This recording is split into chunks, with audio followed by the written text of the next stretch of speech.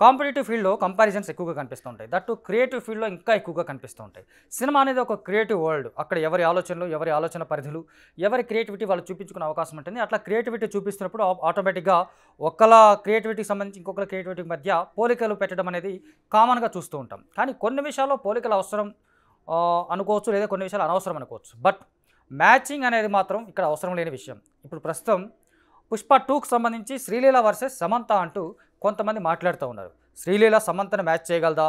అంటే 'పుష్ప 1'లో సమంత చేసినటువంటి 'ఊ అంటావా మామ' అనే ఒక ఐటెమ్ సాంగ్ చాలా పెద్ద ఫేమస్ అయింది. సినిమాకి పెద్ద హిట్ అయింది. సమంతకు చాలా పెద్ద పేరు తీసుకొచ్చింది. అలాంటి ఒక ఐటెమ్ సాంగ్ చేయాలని చాలామంది హీరోయిన్లు కావచ్చు, ఇట్లా ఐటెమ్‌గా సాంగ్స్ చేసేవాళ్ళు కూడా అనుకున్నటువంటి సందర్భాలు మనం చూసాం. ఇప్పుడు 'పుష్ప 2'కి వచ్చేసరికి శ్రీలీల ఆ ఐటెమ్ సాంగ్‌లో కనిపించబోతోంది. సో అప్పుడు సమంతకు వచ్చినటువంటి క్రేజ్ కావచ్చు, ఆ పాటలో ఉన్నటువంటి గ్రేస్ కావచ్చు, వీటన్నిటిని చూసినప్పుడు సమంతని శ్రీలీల మ్యాచ్ చేస్తుందా అనేటువంటి ఒక ప్రశ్న రెగ్యులర్‌గా ఇప్పుడు సోషల్ మీడియాలో వినిపిస్తుంది. నిజానికి ఇది అవసరం లేని ప్రశ్న. ఎందుకంటే శ్రీలీల సమంతని మ్యాచ్ చేయాలని ఈ పాటకి కమిట్ అయ్యి ఉండదు.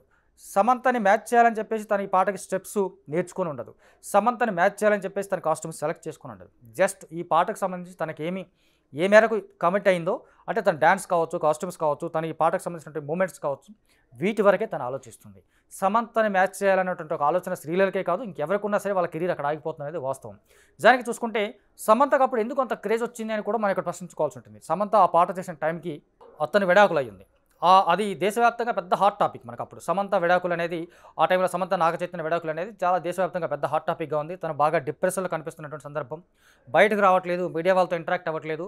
అలాంటి సమయంలో తను ఐటెమ్ సాంగ్ చేస్తుంది అనగానే ఒక పెద్ద సెన్సేషన్‌గా మారింది. నిజానికి ఇలాంటి అప్పటివరకు తను ఐటెమ్ సాంగ్స్ కూడా చేయలేదు. అలాంటి సమంత ఐటెమ్ సాంగ్ చేయడానికి యాక్సెప్ట్ చేసింది అన్నప్పుడు ఆ విడాకుల డిప్రెషన్ నుంచి బయటికి రావడానికి తను ప్రయత్నం చేస్తుంది. లేదంటే తను మళ్ళీ నార్మల్‌గా తన ప్రొఫెషన్‌లోకి వెళ్ళిపోవడానికి ప్రయత్నం చేస్తున్నటువంటి భావించారు చాలామంది. అంచేత అది హాట్ టాపిక్ అయిపోయింది. ఆ సినిమాకి సంబంధించి నిజానికి 'పుష్ప'కి సంబంధించి ఇప్పుడున్నంత క్రేజ్ అప్పుడు లేదు. ఇది వాస్తవం. సో అప్పుడు సమంత ఆ పాట చేస్తుంది అనుకున్నప్పుడు ఖచ్చితంగా ఆ క్రేజ్ వచ్చింది. ఆ క్రేజ్‌కి తగ్గట్టుగానే ఆ పాట లిరిక్స్ ఉన్నాయి.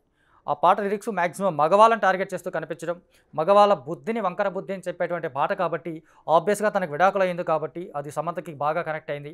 వీటన్నిటికి మించి ఆ పాటలో సమంత తన కెరీర్‌లో ఎప్పుడూ చేయనంత ఎక్స్‌పోజింగ్ చేసింది. ఇది ఎవరు అది ఖచ్చితంగా ఒప్పుకొని తీరాల్సినటువంటి అంశం. కేవలం ఎక్స్‌పోజింగ్ వల్ల క్రేజ్ వస్తుందంటే రాకపోవచ్చు. కాకపోతే అప్పుడు తనున్న పరిస్థితికి, తను చేసినటువంటి స్కిన్ షోకి మధ్య ఉన్నటువంటి వైరుధ్యం చూసినప్పుడు ఖచ్చితంగా చాలామంది ఆశ్చర్యపోయారు. ఆ ఆశ్చర్యం వల్లనే ఈ పాటకి ఇంకొంచెం ఎక్కువ క్రేజ్ వచ్చింది. తను చేసినటువంటి ఎక్స్‌పోజింగ్ కావచ్చు, ఇంకేదైనా అప్పుడున్నటువంటి తన మానసిక స్థితి కావచ్చు, లేదా సామాజికంగా ఎదుర్కొన్నటువంటి ఇష్యూస్ కావచ్చు, ఇవన్నీ కలిపి కూడా సమంతతో పాటు ఆ పాటకు విపరీతమైనటువంటి క్రేజ్‌ని తీసుకొచ్చాయి. పోనీ పాట ఏమైనా సినిమా కథలో భాగం అంటే కాదు. Just time filler. ఒక 5 నిమిషాలు టైమ్ ఫిల్ చేసేటువంటి సాంగ్. సుకుమార్ సినిమాలో మనకు రెగ్యులర్‌గా ఐటెమ్ సాంగ్స్ కనిపిస్తా ఉంటే ప్రతి ఐటెమ్ సాంగ్ స్పెషల్‌గానే ఉంటుంది. అది 'ఆర్య' నుంచి మొదలు పెడితే 'పుష్ప 2' వరకు కూడా ప్రతి సినిమాలో సుకుమార్ స్పెషల్ సాంగ్స్ అనేవి చాలా కొత్తగానే ఉంటాయి. వెరైటీగానే ప్లాన్ చేసుకుంటుంటాడు. సో ఇప్పుడు అలాంటి సమంత క్రేజ్‌కు లేదా సమంతని శ్రీలీల మ్యాచ్ చేస్తుందా అని చెప్పడం అనేది అర్ధరహితం. ఎందుకంటే శ్రీలీలకి అంత స్పాన్ లేదు. సమంత కెరీర్‌కున్నంత స్పాన్ లేదు, అంత క్రేజ్ లేదు. విడాకుల కంటెంట్ లాంటి వ్యవహారాలు అసలే లేవు. సో ఇప్పుడు ఆమెకు అసలు మ్యాచ్ చేయాల్సిన అవసరమే లేదు.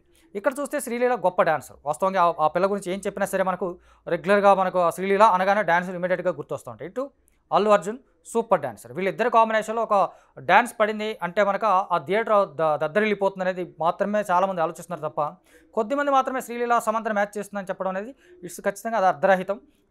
ఒక అనవసరమైనటువంటి వాదన కూడా అది.